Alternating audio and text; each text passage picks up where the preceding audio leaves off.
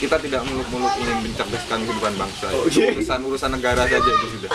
Assalamualaikum warahmatullahi taala wabarakatuh. Selamat siang rekan-rekan semua. Di sini ini awal ya buat kita di Muda Update itu. Ini awal podcast dan rencananya kita akan podcast ke depan dan dimulai dengan literasi dulu. Kita sudah kehadiran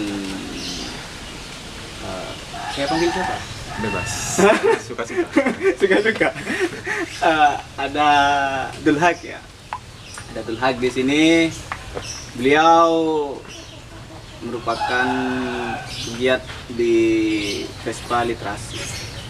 Nah, Vespa Literasi itu saya tahu dulu tahun berapa ya? 2017 mungkin. 2017 saya tahu awal itu Vespa Literasi. Tertarik saya.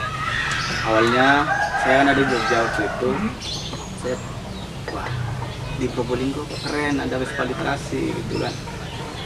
Nah, akhirnya ketika pulang ke Probolinggo waktu itu ketika masih jadi mahasiswa itu saya nyempetin beberapa kali ya bergabung ke mana di alun-alun itu sama teman-teman. Nah, jadi saya belum tahu ini, kita semua kayaknya belum tahu, di rumah teman-teman juga kayaknya belum tahu juga apa motivasinya, hal yang melatar belakangi Vespa Literasi itu ada di Probolinggo, khususnya di area Kaksana. Ya, sebenarnya saya terima kasih banyak ini ke kawan-kawan Pemuda Update sudah diberi tempat untuk kita sharing beberapa hal terkait soal literasi. Mungkin ya sekilas ya tentang sejarah atau apa sebenarnya, ada apa sebenarnya di balik Vespa Literasi. Vespa Literasi itu ya kalau ditanya motivasi ya satu, penggawanya jomblo semua gitu. Oh gitu. Jadi kan memang jadwalnya malam minggu. Jadwal malam minggu kan mestinya kalau orang-orang yang punya pasangan itu kan kencang. Oh gitu. Karena kita jomblo ya, dan kebetulan punya beberapa koleksi buku, akhirnya kita gelar lapak di alun-alun. Itu motivasi konyolnya lah katanya. Sekarang minus satu sudah. Nah, sekarang satu sudah sold out ya. Sudah sold out. Nah, jadi memang motivasinya ya kita iseng-iseng berhadiah sebenarnya. Berawal dari warung kopi, ngobrol di warung kopi dengan dua orang kawan, tiga sama saya Zainul sama Humaidi. Ini salah satu kawan tuh kalau saya nggak salah ingat tuh Humaid ini di HP-nya dia ngelihat ada perpustakaan jalanan DIY Jogja. Akhirnya Humaid keluar celetukan, gimana kalau kita besok ngelapak di Unuja, modal buku yang ada ya, buku-buku. Unuja itu apa? Coba. Unuja itu Universitas Berkeadaban, yang singkatannya Universitas Nurul Jadid, tagline-nya kampus berkeadaban. Ya. Jadi awal kita ngelapak itu ya Desember 2017. Tanggal 17/12/2017. Nah, saya enggak tahu kok bisa pas gitu tanggalnya. Tanggal cantik lah katanya. Ya. Jadi ya berangkat dari koleksi buku pribadi yang rata-rata buku-buku perkuliahan, pengantar akuntansi, terus apa ya, intinya buku-buku perkuliahan yang memang Diminati orang-orang kuliahan gitu. bukan diminati sih sebenarnya. Justru itu yang tidak diminati. Oh, yang tidak diminati sama. Oh, yang dianggurkan gitu iya, di rumah. Karena memang ya adanya masih itu, akhirnya kita gelar itu. Lambat laun beberapa kawan-kawan yang punya koleksi buku dan mangkrak di kamarnya akhirnya disumbangkan juga untuk digelar di lapak. Jadi kita tidak muluk-muluk ingin mencerdaskan kehidupan bangsa. Urusan negara saja itu sudah. Jadi kita mencoba untuk membangun atau merangsang masyarakat yang kebetulan lewat di lapak kita untuk setidaknya megang buku saja gitu, bukan hanya membaca. Karena ya buat kami di Vespa Literasi bukan persoalan hanya sekedar calistung saja, baca tulis hitung, tapi lebih dari itu. Jadi memang ya tempat ruang untuk kita diskusi, ngobrol itu di lapak kami itu. Jadi ya itu, kita tidak muluk-muluk ingin mencerdaskan kehidupan bangsa. Kenapa yang bikin saya juga ketika saya mendengar Vespa literasi dulu, mungkin kita juga ya, bahwa di sana itu tempatnya orang-orang skuteris gitu, orang-orang Vespaan gitu. Tapi ternyata saya ketika turun, saya kaget juga. Ternyata bukan orang-orang Vespaan ternyata. Nah, dari nama Vespa literasi. Kenapa kok bisa Vespa literasi? Vespa gitu ya. Dan itu banyak kesalahpahaman itu banyak banyak direkam sama banyak orang sebenarnya soal Vespa literasi itu merupakan komunitas Vespa. Itu bukan ya. Itu ya Vespa literasi itu kenapa kok Vespa literasi? Karena yang biasa buat ngangkut bukunya itu pakai Vespa. Vespa gitu ya. Awal ngelapa itu malah bukan Vespa literasi, itu Vespa pustaka. Awalnya Vespa pustaka, dan tiba-tiba kita mau bikin sosial media, kita cari apakah sudah ada Vespa pustaka. Ternyata sudah ada. Kawan-kawan di Bengkulu lebih dulu dari kami di Vespa literasi bikin Vespa pustaka. Akhirnya kita ganti ke Vespa literasi, dan sama sekali itu tidak ada sangkut pautnya sama komunitas Vespa, ya intinya nggak ada sangkut pautnya sama dunia pervespaan. Cuman beberapa kawan-kawan memang ada yang ansih di dunia Vespa. Semoga jelas ya, tapi saya belum menemukan kejelasan. Sebenarnya kan ketika kita berbicara tentang literasi, kita sebenarnya ketika kita bicara literasi itu setidaknya ada kegundahan dari kita sendiri.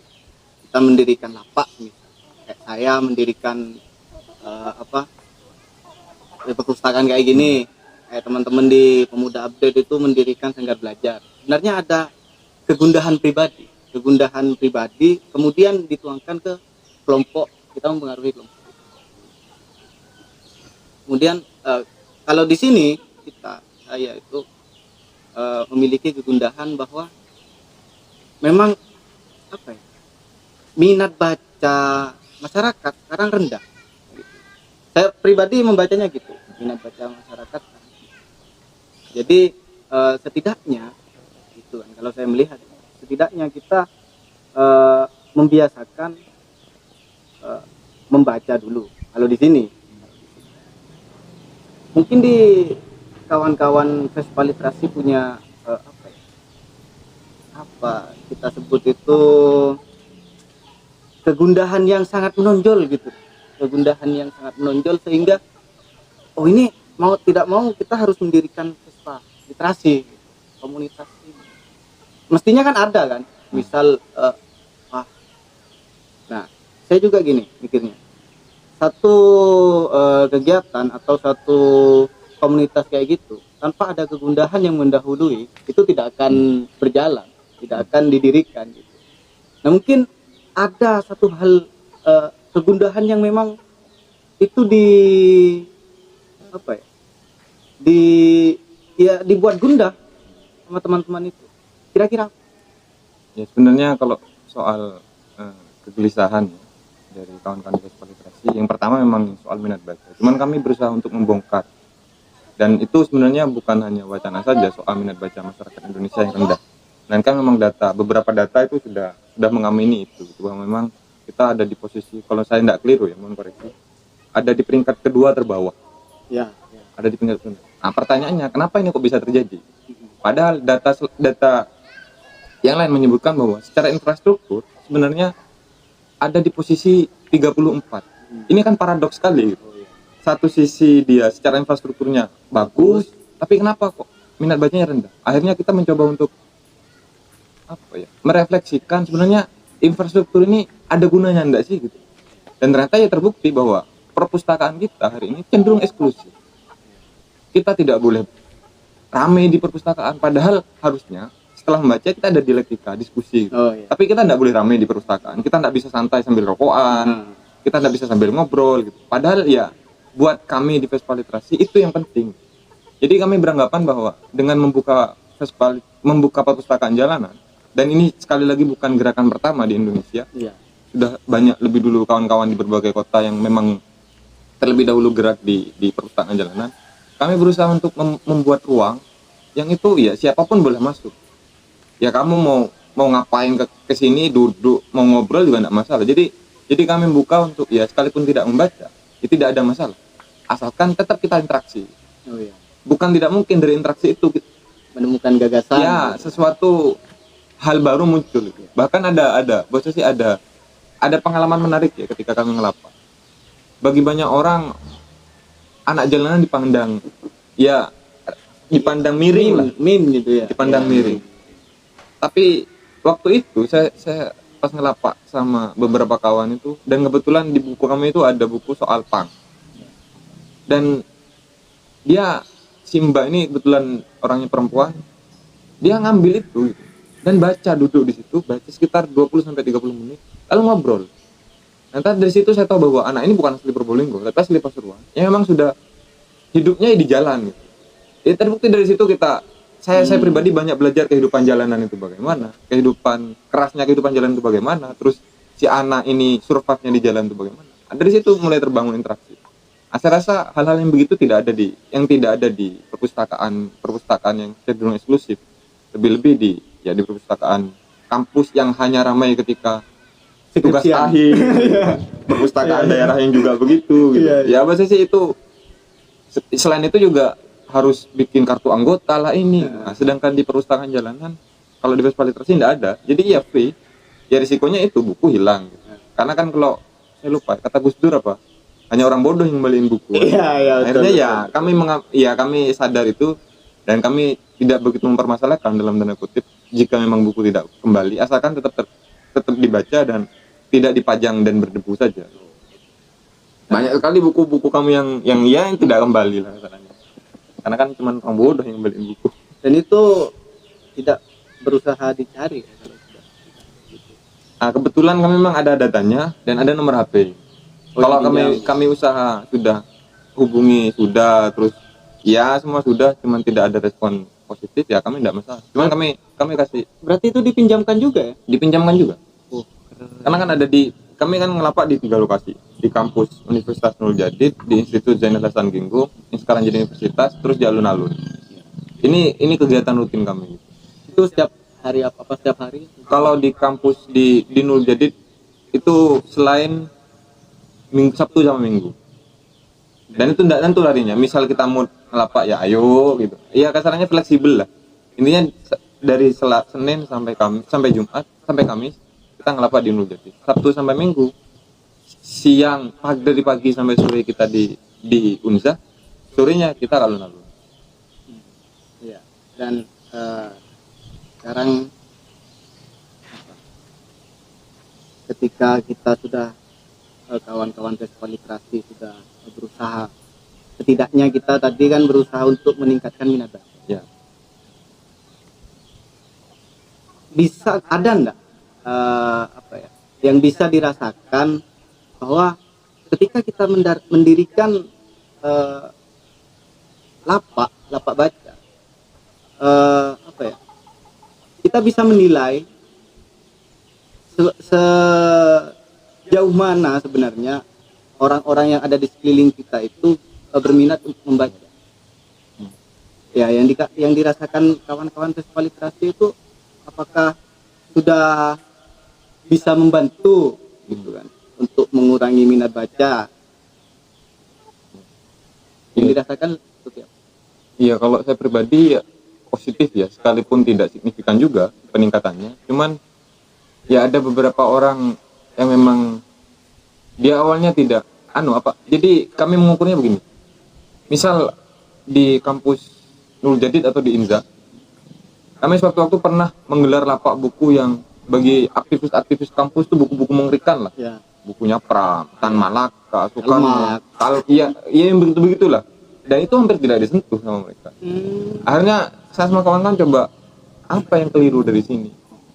Nah, kebetulan di koleksi kami ada buku kayak novel-novel pop lah, Terelie, Boy Chandra.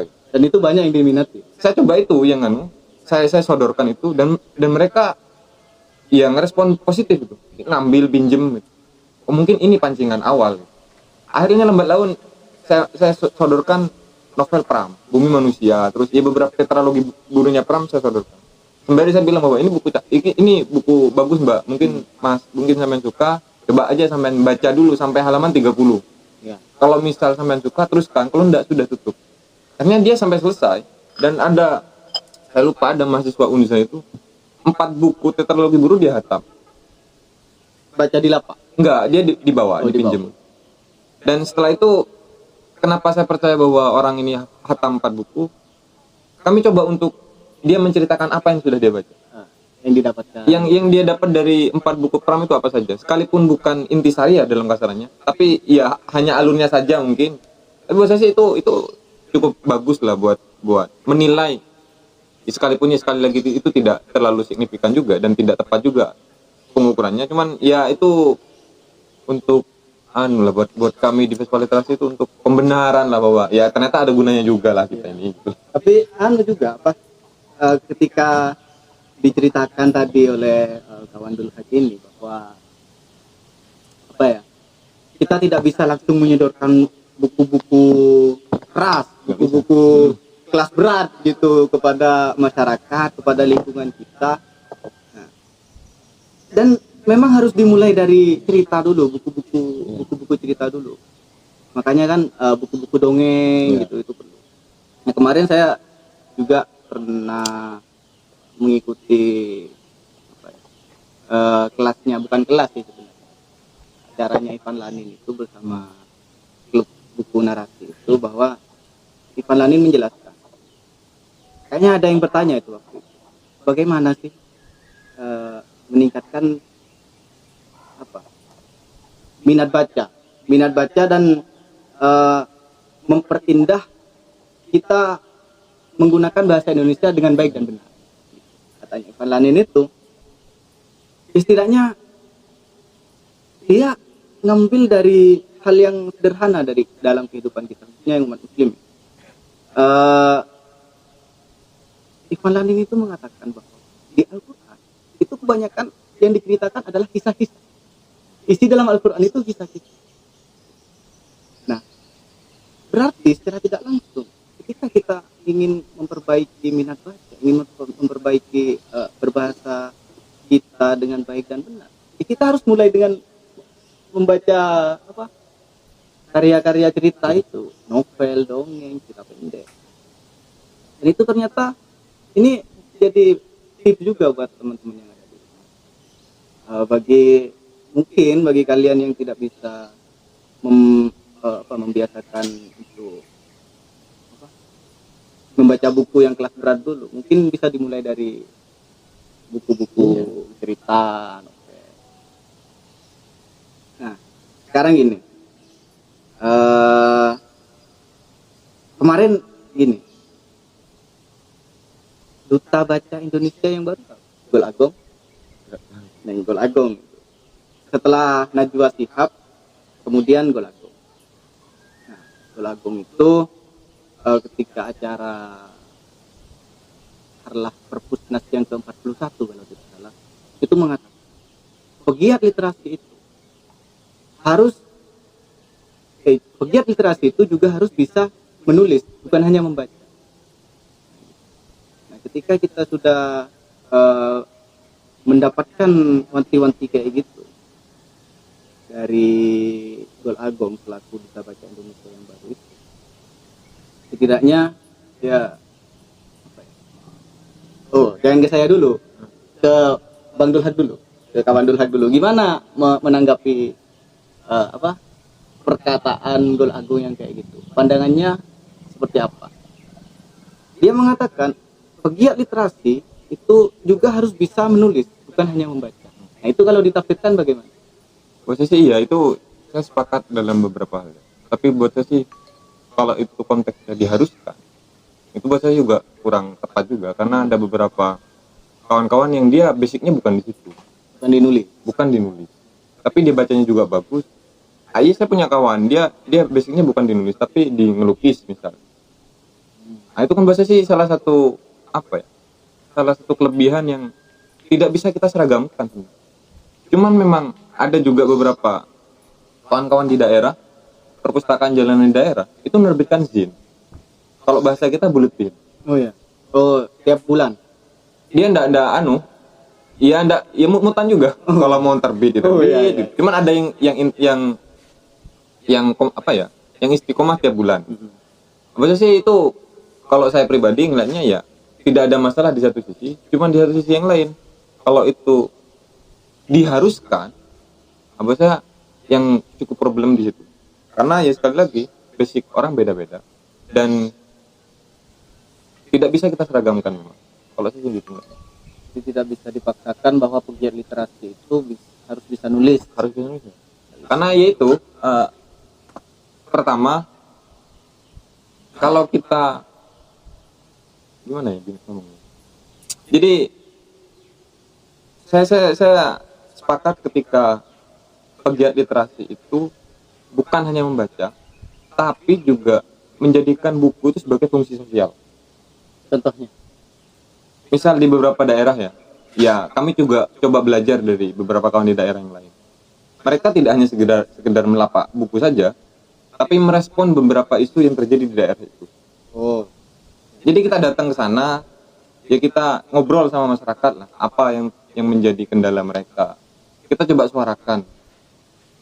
Jadi fungsi-fungsi sosial selain itu, yang tadi itu, kita coba bangun interaksi yang hadir ke lapak kami ya tidak diharuskan membaca, setidaknya kita interaksi lah, ngobrol apa. Yang fungsi sosialnya di situ. Jadi kalau soal menulis itu iya, cuman ya tidak bisa kita haruskan juga. Karena tidak semua orang bisa menulis dan ukuran tulisan yang bagus itu kan juga kalau kalau menggunakan ukuran seperti Ivan Lanin juga cukup tinggi gitu dan itu mesti harus belajar. Saya sepakatnya ketika pegiat literasi itu harus belajar menulis.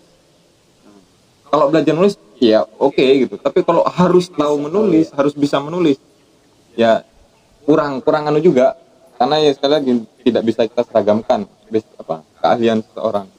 Kalau saya melihatnya begitu.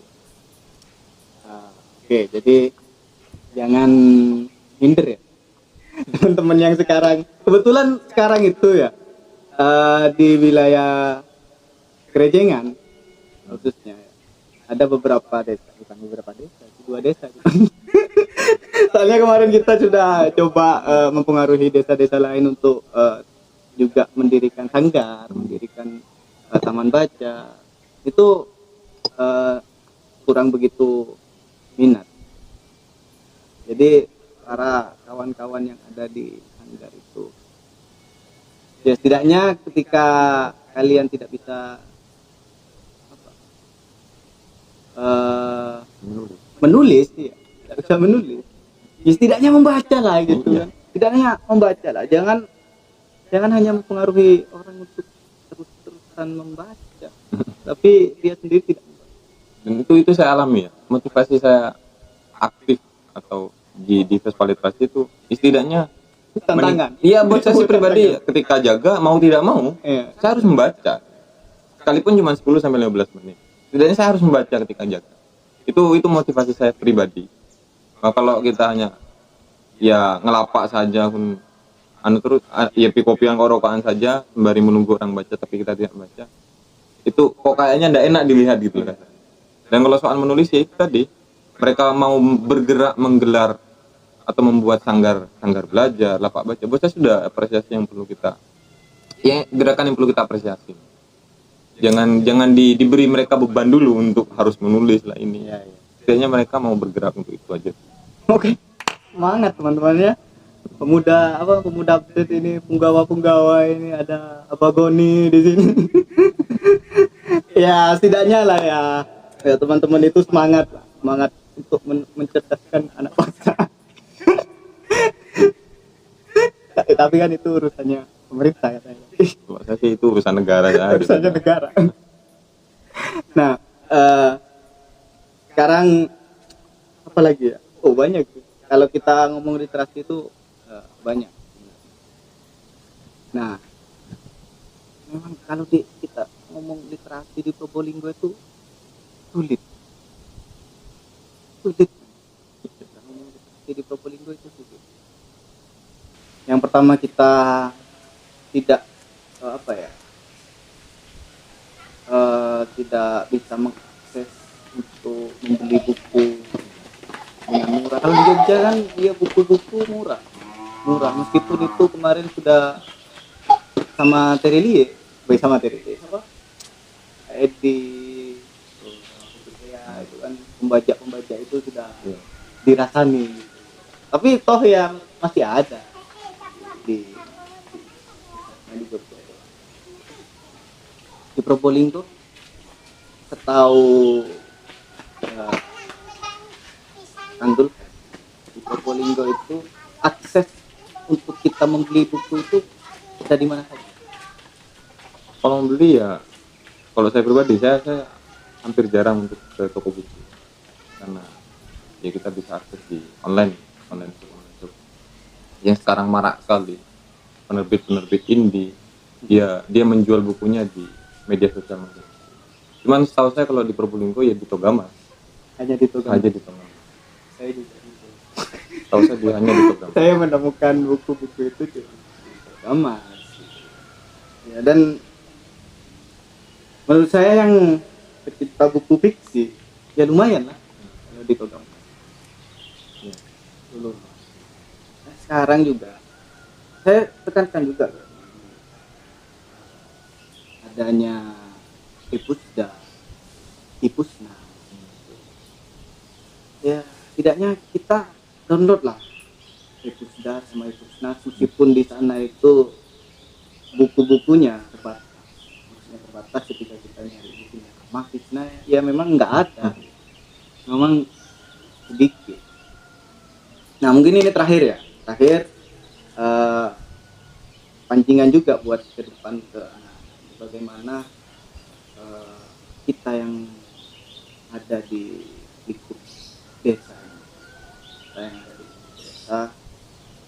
secara tidak langsung bisa dikatakan di pelosok, akses terbatas, untuk beli buku terbatas, yang lain sebagainya. Bagaimana sih kita itu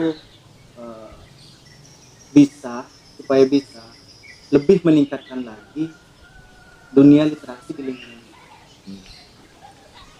Kalau yang saya dapat dari festival literasi selama beberapa tahun terakhir ini, yaitu sekali lagi mereka bukan tidak mau membaca sebenarnya, tapi memang akses untuk itu nih enggak ada. Jadi kami berusaha untuk mendekatkan mereka ke buku dan inovasi-inovasi yang lain. Salah satunya kita coba sesekali, kalau enggak malas lah kasarannya, kalau mood lagi baik, kita datang ke pelosok-pelosok desa yang sebelumnya sudah kita kontak, di mana tempat anak-anak biasa bermain. Dan kami ke sana nggak bawa buku-buku yang berat sekali lagi, karena ya ketika kita ngapa di alun-alun, bukunya ya soal takdir mimpi, soal surat waqiah melembar lancar rezeki, dan itu yang dibaca sama orang-orang, sama bapak-bapak, itu ya begitu-begitu. Dan kalau anak-anak, kita lebih menggunakan pendekatan yang ya menggambar, mewarnai, baca buku-buku, ya majalah, komik. Dan itu buat saya sih, dia tidak hanya sekedar membaca saja, tapi ya Humaid itu salah satu kawan dia yang bisa memanjakan anak-anak lah kasarnya. Dia kadang menceritakan apa yang ada di buku itu, dia kadang ceritakan, terus dia juga ajari menggambar, mewarnai. Dan lagi-lagi buat saya sih, untuk pegiat-pegiat literasi yang paling penting itu inovasi gerakan apa yang akan kita bangun ke depan. Dan buat saya, kalau kita hanya sekedar melapak saja dan hanya menjadi gerakan yang akhirnya bakal diklaim sama atau menjadi status quo pola pendidikan hari ini, itu cenderung sia-sia buat saya. Karena sekali lagi ya, saya rasa mungkin kawan-kawan yang lain yang di rumah juga paham soal bagaimana kondisi pendidikan kita hari ini, yang aksesnya ya semakin jauh bisa kita jangkau. Harusnya gerakan literasi hadir di situ, menjadi antitesis bahwa pendidikan semurah ini ternyata gitu. Nah, inovasi-inovasi yang begitu yang buat saya sih perlu. Ya, misal kalau kayak di Papua yang dulunya sempat dihadirkan Jokowi ketika Hari Buku Nasional kelas 9 itu. Dia kawan-kawan dari Noken Papua yang kemana-mana datang door to door bawa buku dengan Noken tas khas Papua ya. Dia door to door. Buat saya sih itu gerakan-gerakan yang mestinya bisa kita lakukan lah. Dan sekali lagi, gerakan kolaboratif itu penting. Bukan hanya dengan komunitas-komunitas literasi, tapi dengan komunitas seni, komunitas motor, komunitas musik. Ya, harus dirangkul, dan kolaboratif ini yang mestinya kita bangun. Karena sistem pendidikan kita sudah mengajarkan kompetitif, Nah, sebagai gerakan literasi, sebagai antitesis dari itu, ya kita harus bikin tandingannya, kolaborasi, dan itu kami coba jalankan di festival literasi. Ketika ada kawan-kawan seni bikin pameran, kita hadir untuk meramaikan. Ketika ada kawan-kawan musik bikin acara, kita hadir untuk meramaikan. Sekalipun kadang kita juga nggak ngelapak, setidaknya kita hadir di sana untuk support acara itu. Dan kegiatan-kegiatan itu, iklim begitu tuh mestinya kita bangun di Probolinggo. Dan saya harap ya ini bakal bisa, ini menjadi nafas lah untuk kita melihat kondisi Probolinggo yang hari ini ya begitu-begitu saja, tidak ada hal yang substansial yang terjadi. Sekali lagi kalau saya sih inovasi dan kolaborasi perlu kita galakkan lagi. Ini terakhir kemarin itu saya katakan tadi bahwa di Krejengan itu sekarang kami coba mempengaruhi tiap-tiap desa itu untuk mendirikan, dan mereka yang tidak mau dan yang ragu, pertanyaannya hanya satu, bagaimana kita mendapatkan buku-buku itu? Buku-buku sebanyak itu untuk diberikan ke anak-anak, ke masyarakat, kita dapat dari mana?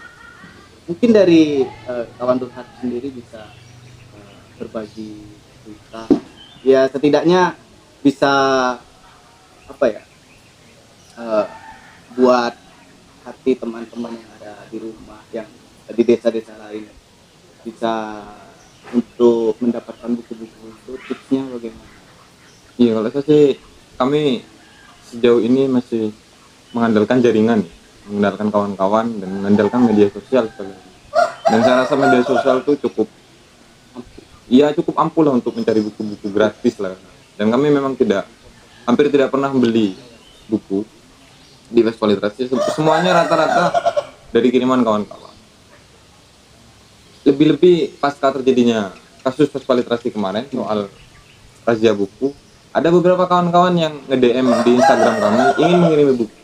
Cuman sekali lagi kami tolak, dan dengan alasan bahwa karena yang ngirim orang-orang luar daerah. Kami di festival literasi bilang bahwa donasi yang sampean siap kasih ke taman baca, sanggar baca di daerah kalian saja.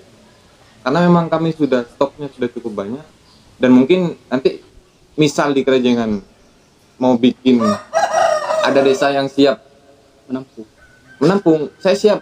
Ada beberapa koleksi festival literasi yang bakal kami bagi. Sekali lagi ya ini untuk mempersatukan semangat kita bareng-bareng, nilai yang kita anut bareng-bareng, bahwa mestinya pendidikan tuh bisa diakses oleh semua kalangan. Kalau sih begitu. Ya, buat teman-teman yang ada di rumah, desa-desa tetangga, jangan khawatir ya. Ketika kita sudah mempunyai niat untuk memajukan literasi di Indonesia, ya mestinya semua punya jalan. Gak usah takut-takut gitu lah, gak usah takut. Modal 10 buku di awal, iya. Foto cerah, ya kita kirim ke teman-teman yang di luar daerah. Saya rasa 1 atau 2 buku bakal pasti ada yang. Kayak kita kemarin yang di Pemuda Update ini kan ada orang sini, orang Jatiurip tapi sedang di luar kota. Itu ngirim 1 dos. Iya. Terus kita coba mengajukan proposal ke beberapa instansi yang memang di sana itu menyediakan buku. Alhamdulillah kemarin cair. Gitu. Ya itulah kita banyak jalan. Iya, banyak jalan. Kita mau aja dulu.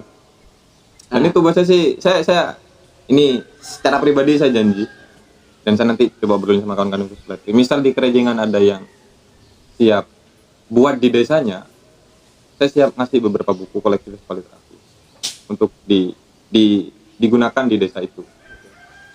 Ya. Sekali lagi nggak usah ragu-ragu teman-teman yang ada di desa sebelah. Setidaknya kita sekarang sudah membuka pintu lebar kan ya, membuka pintu lebar untuk bagaimana kita nyari bersama-sama buku. Nanti kalau kita butuh tutor untuk membacakan dongeng, insya Allah saya siap. Kalau cuma baca dongeng kan saya siap. Banyak kan potensi. Bisa belajar. Oke, kurang lebih 1 jam. Wih, cukup lama juga ya. Cukup lama kita ngobrol-ngobrol ya. Mungkin nanti kita akan sambung lagi. Ya, dan jangan sampai putus memang. Jangan sampai tetap putus. Nah iya, sambung. sekali lagi saya kasih tahu lagi bahwa kawan Dul Haq ini bukan hanya pegiat literasi.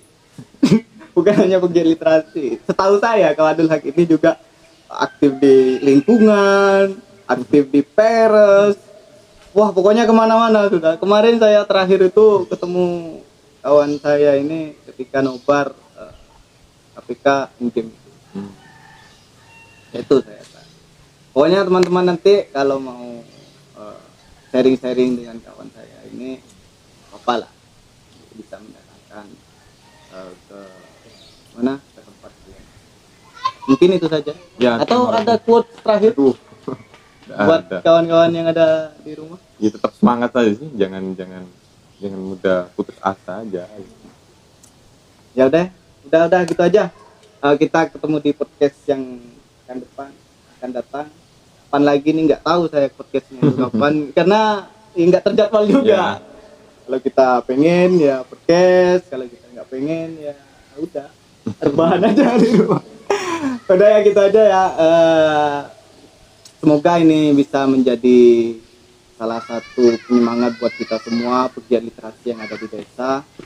Kawan-kawan jangan patah semangat. Di mana ada kemauan di sana. Itu saja dari kami. Allahumma fiq ila aqwamit thoriq. Wassalamualaikum warahmatullahi wabarakatuh.